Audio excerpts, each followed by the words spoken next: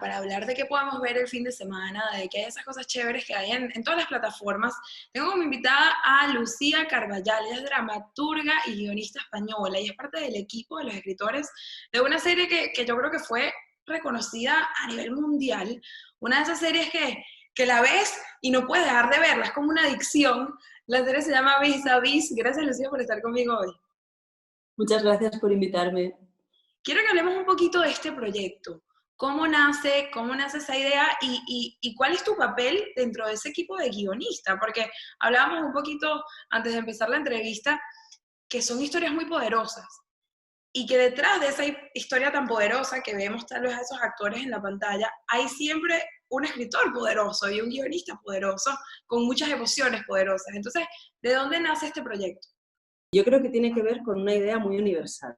La serie nace de una premisa que es qué pasaría si una chica, digamos, con una vida normal, como tú, como yo, una chica cualquiera, por un error que comete, entra en una cárcel donde realmente se va a encontrar con la necesidad de sobrevivir, de enfrentarse a peligros que no conoce.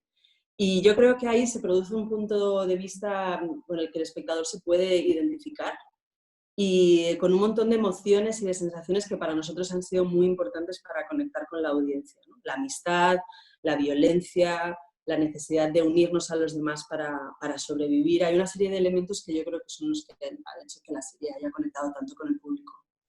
Me gusta que la serie resume mucho lo que es la lucha por la supervivencia, que es algo que muchos podemos ver, pero pocos hemos tenido la oportunidad de experimentar. ¿Por qué es tan importante para ti como guionista contar historias como esta, que no es la historia común de un romance bonito, o bueno, puede que haya un romance bonito, pero no es lo que estamos acostumbrados a ver, es la historia de unas presas en una cárcel? ¿Por qué es tan importante contar esos puntos de vista? Mira, fíjate, cuando yo entré en el equipo, y nos pasa mucho a los guionistas que necesitamos encontrar una conexión emocional con lo que estamos contando, nos tenemos que preguntar ¿por qué me importa a mí esto? A mí me ayudó mucho pensar en la época del colegio, que yo creo que es algo que conoce todo el mundo, ¿no? El colegio, el instituto, esas situaciones en las que por ser más pequeños éramos más vulnerables y en la que teníamos que enfrentarnos a gente que muchas veces pues, no les gustábamos, por lo que fuese, por listos, por tontos, por feos, por guapos, da lo mismo, ¿no? Y realmente ese ecosistema del colegio, de cualquier lugar al que vayamos que sea nuevo para nosotros, muchas veces puede ser un gran reto. Es decir, que la cárcel es un poco una metáfora de un montón de situaciones de la vida. Ahora mismo, por ejemplo, con la propia pandemia y con la situación de dificultad que nos va a tocar vivir a muchos de nosotros, vamos a tener también que sacar armas que desconocemos. Es decir, que yo creo que la serie habla de algo más que es la mera situación de la cárcel, algo más universal.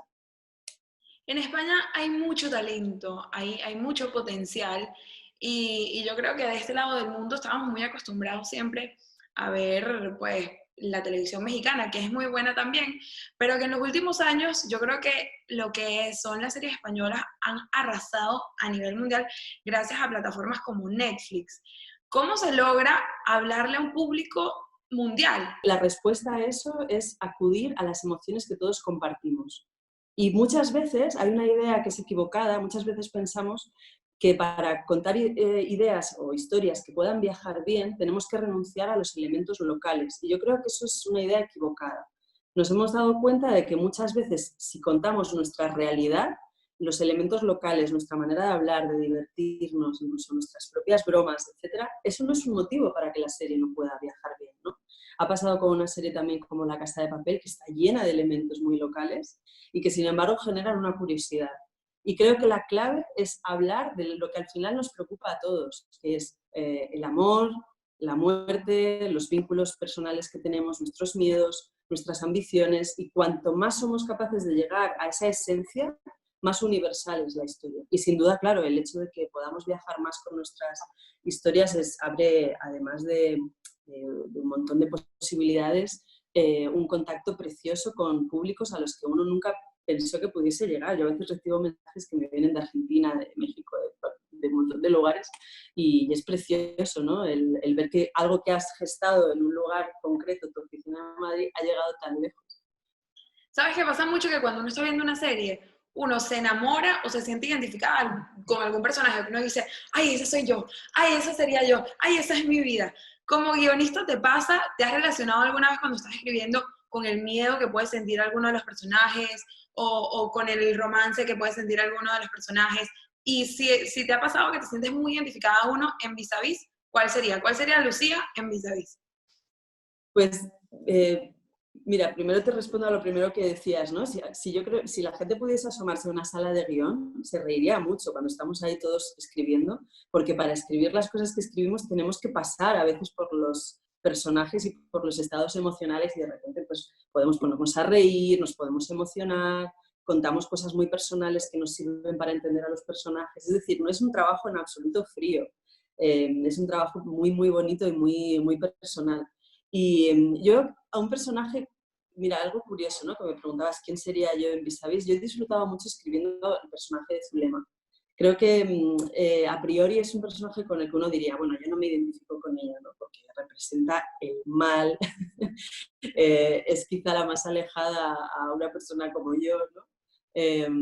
O como cualquiera, pero precisamente eso es fascinante porque te da la oportunidad de asomarte también a esa parte de uno que no es tan bonita, que no es tan limpia y poder decir, bueno, pues todos tenemos maldad, todos tenemos ese tipo de emociones y claro que tienes que buscar en ellas para poder construir a un personaje como Zulema. Sí. Nos quedamos con muchas ganas de ver más de Vis a Vis y me estoy enterando que en España ya salió el spin-off de lo que es Vis a Vis El Oasis. Eres parte también de ese proyecto. Cuéntanos un poquito, no, si nos puedes dar un adelanto a los que no hemos tenido la oportunidad de verlo y cuándo vamos a poder verlo aquí de este lado del charco, como dicen. Pues mira, con respecto a cómo surgió, realmente nosotros terminamos la serie en la cuarta temporada.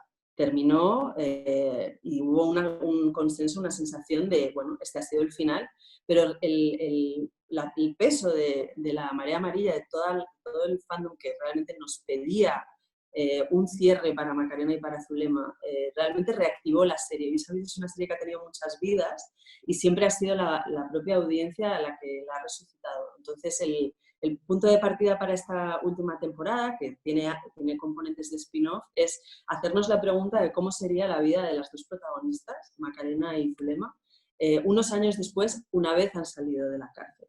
Es decir, por eso Vis a Vis el Oasis, esta quinta temporada, tiene elementos de cotidianeidad, de ver cómo de repente Zulema se enfrenta a una primera entrevista de trabajo, cómo se rehace la vida de estos dos personajes tan extremos en un contexto que no tiene nada que ver. Por supuesto con elementos reconocibles que tenemos previos, ¿no? Elementos de acción, elementos de thriller, una serie de personajes que las rodean, pero en un contexto nuevo que es ese exterior.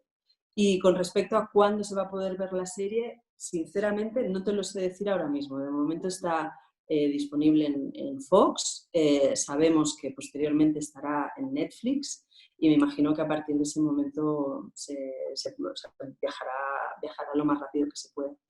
Y vamos a estar ahí todos esperándolo con, ¿cómo le dicen? Espero que Eso le sí, decimos cotufas, palomitas, creo que le dicen en España.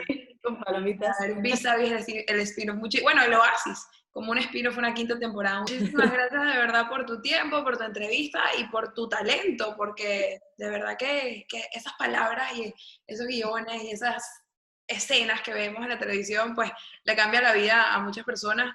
No solo en el momento de distraerse, hay gente que le llega mensajes, hay gente que lo interpreta de muchas formas. Así que de verdad, muchísimas gracias por tu trabajo y por tu tiempo en la entrevista. Gracias a ti, de verdad, un placer.